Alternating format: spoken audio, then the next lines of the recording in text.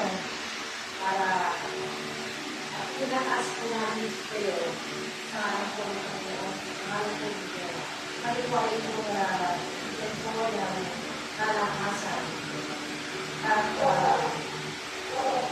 lakas at tibay ng ano ko para po sa aming laban para bukas.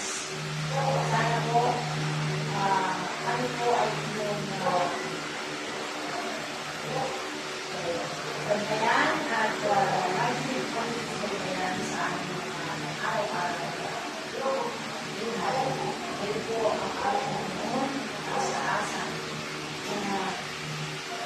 Wala ko ito sige sa iyong kalaman, sa iyong kapawalian. Kayo po ay ang aming pinataas para mo mako ang